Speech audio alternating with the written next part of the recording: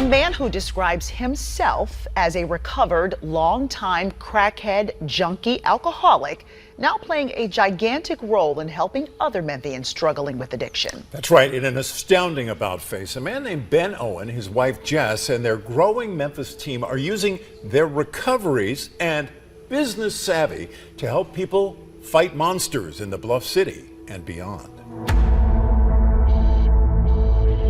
I know my team's getting ready to go down there and tour that with you. Yeah.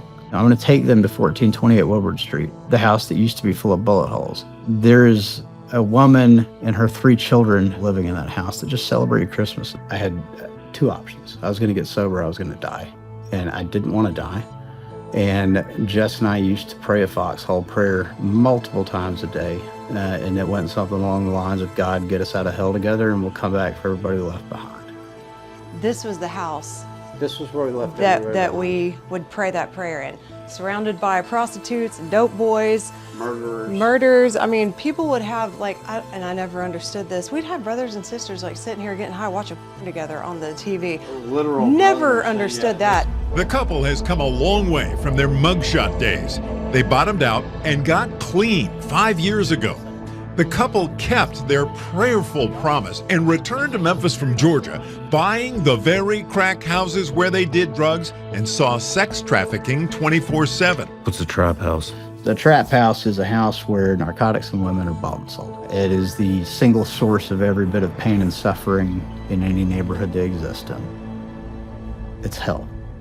That's what it is, it's hell. All right, so my journey on Woodward Street started in 2012 at that house right there. That used to be the trap house. It got shut down by an organized crime unit. A friend of mine went missing from right here, and her body was found a few days later mutilated in the cemetery over there. My buddy No Talk bled out right here. The guy that shot him did 6 years for cold-blooded murder. I don't even know how many people were shot inside this house. The day I bought this house and shut it down, my buddy Tweet was shot 3 times coming out the front door. Just to give you some context on South Memphis, the infant mortality rate is higher than many third world nations. It's one of the deadliest zip codes in the state of Tennessee, which is one of the deadliest cities in America. Statistically, young men in South Memphis, they're more likely to be dead or incarcerated than they are to have a job or be in school. Jeez. We work with certain law enforcement agencies in Tennessee who have tons of data on this and are able to back all of this up, but 90+% of the violent crime in Tennessee goes back in one shape, form, or fashion to dope. What do you think drives young men, and let's talk South Memphis in particular, into that life? Why do they have a better opportunity? Glorification. I mean, you see the rap songs, you see the movies, and it glorifies the selling of drugs, and it glorifies treating women badly at times. The money, they're always, every video you see, they're holding a stack of money. They've got a good-looking lady, a nice car, and young kids are impressionable, and they grow up with that mindset. We've recovered several dozen women from sex trafficking, prostitution. 2 of them were minors. Started using when I was 12 years old. My life just started getting worse after that. Constantly in and out of jail, getting beat on, domestic violence, pimps. This is where we housed the females who were selling their bodies. They came in 4 or 5 at a time. I prepared them to get out on the street, sell their body. They come back in, I fed them drugs day in and day out. Those who would not submit to what I wanted them to do, they got dealt with harshly, very harshly. How do you feel about yourself knowing that's what you used to do to people? We started up a skills training workshop, like a woodworking shop. We're trying to bring opportunity to the hood, to one of the deadliest zip codes in America.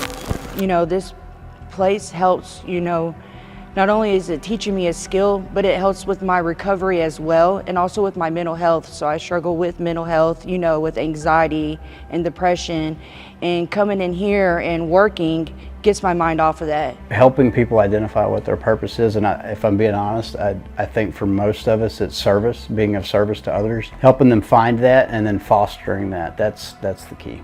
Both these guys came through our transitional living program, Rebos. When we first got Chris, he had 1 eye and no teeth because he'd been shot in the face with a 12 gauge. I had no idea what I was doing when it came to renovating houses. This man right here came out of nowhere, turned his whole life around, and latched onto that purpose that these houses have provided for him and never looked back. You see people that 4 years ago, 6 years ago, however long it was for them, that we were just like them. We didn't have shit. We didn't have nothing. I didn't have a pot to piss in. I didn't have my kids. My life was everywhere but where it was supposed to be.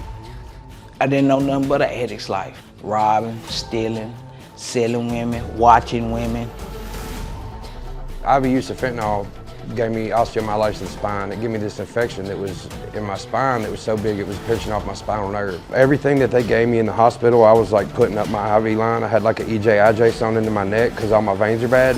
So I was like putting everything in a cup and crushing it up. Basically it looked like I was shooting wet toilet paper with a turkey baster to try to get high. I mean, I have my days where it's like, man, I could totally just get up and go do my thing, but I really can't because it's, you know, only a couple options there. And so it's like either do this or like die.